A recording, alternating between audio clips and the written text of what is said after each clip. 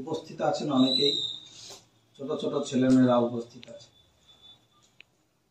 আজকে যে আমরা হোম করলাম, আজকে একটি বিশেষ দিন। আজকে পিতৃতর্পণের শেষ দিন, অর্থাৎ আজকের দিনটিকে মহালয়া বলা হয়।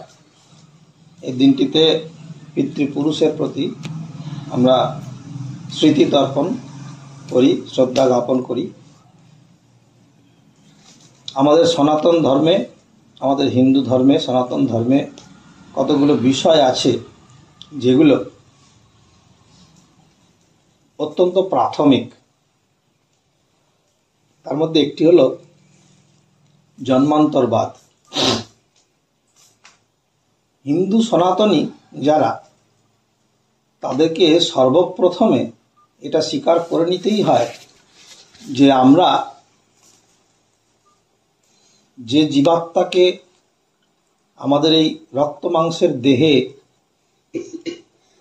অবস্থান দিয়েছি, তিনি কিন্তু অজর অমর, এবং তিনি কেবলমাত্র এই দেহটিকে একটি পরিধানের মতো, অর্থাৎ আমরা যেমন কাপড় পরি সেরকম কাপড় পরার মতো তিনি আশ্রয় করেছেন মাত্র।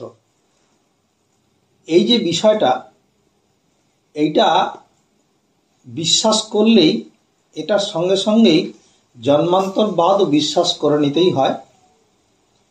আমি বিভিন্ন সামাজিক অনুষ্ঠানে বিভিন্ন স্তরের মানুষের সঙ্গে মেলামেশার সূত্রে, বিশেষ করে আমার ছাত্রছাত্রীদের সাথে মেলামেশার সূত্রে অনেক সময় শুনি যে এটা একটা ফালতু ব্যাপার, জন্মান্তর আবার হয় নাকি, আমি এই জন্মে যে এক ছিলাম ওই জন্মে এক ছিলাম।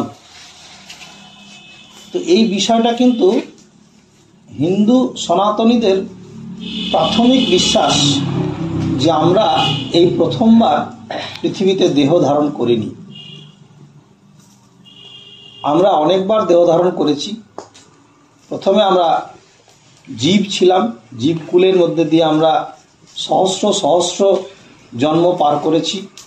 তৎপর আমরা মনুষ্য জন্ম পেয়েছি, এবং সেই মনুষ্য জন্মেরও বিভিন্ন রকম স্তর অতিক্রম করে অবশেষে প্রতিটি মানুষই,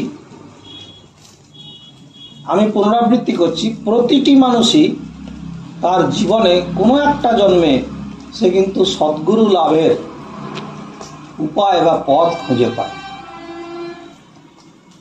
তো আমরা সত্যাশ্রয়ী যারা, তারা অবশ্যই এই জন্মান্তরবাদ বা আত্মা বা জীবাত্মার অজর অমর যে ভাব, তাকে বিশ্বাস করে চলি, এবং মৃত্যুকে কেবলমাত্র দেহত্যাগ অর্থাৎ দেহের বিনাশ বলেই জানি। আমি বলতে আমার যেটি, আমার এই দেহের মধ্যে যিনি আমি, সেই আমি জীব চৈতন্যের কোনো বিনাশ হয়ই না। তাহলে সত্যাশ্রয়ের এই বিশ্বাস থাকবে, তার সপক্ষে তার যুক্তিও থাকবে, তার সপক্ষে তার আলোচনা থাকবে, পড়াশোনা থাকবে।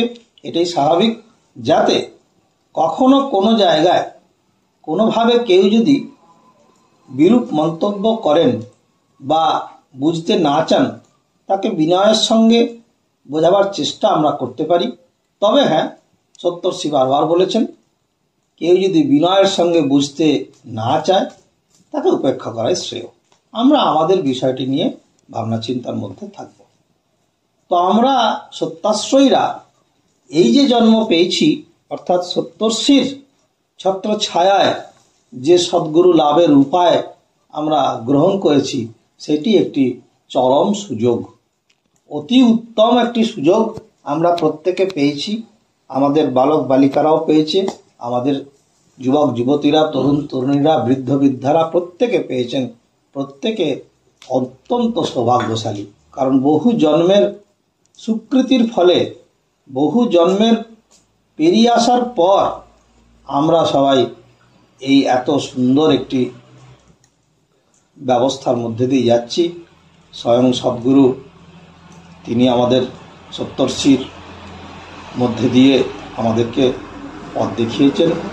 সেই পথে আমরা অগ্রসর হয়ে তাই উপাসনা করি, অর্থাৎ আমরা সদ্রূপের সঙ্গে সদ্গুরুর সঙ্গে একাত্ম হতে চাই, যা কিনা মৃত্যুরই সমান। আপনারা বলবেন এ কেমন কথা? এ অত্যন্ত সহজ কথা, আবার অত্যন্ত জটিল। আপনারা যদি দেহকে আর আমিকে একটু যদি আলাদা ভাবতে শিখেন, একটু যদি ভাবেন যে এই দেহটা আর এই দেহের মধ্যে আমিটা কে, তাহলেই আপনাদের মধ্যে প্রশ্ন জাগবে এবং সেই প্রশ্নের মীমাংসাও হবে। আজকের দিনে এই মৃত্যু সম্পর্কে বা জীবের জন্মান্তর সম্পর্কে এই কথাটা বলার আমার উদ্দেশ্য এটাই ছিল যে আজকে পিতৃতর্পণের দিনে আমরা জানি যারা চলে গেছেন, আমাদেরকে ত্যাগ করে চলে গেছেন, দেহ ত্যাগ করে গেছেন, তারা তাদের জীবনের সার্থকতা নিয়ে পরবর্তী বিষয়ের মধ্যে হয়তো আছেন, হয়তো আবার এসছেন, হয়তো আসেননি, হয়তো সদ্গুরুর চরণে বিলীন হয়েছেন, এই আমরা বিশ্বাস করব। এইটুকুই বললাম আজকের মতো। সকলকে নমস্কার এবং অভিনন্দন।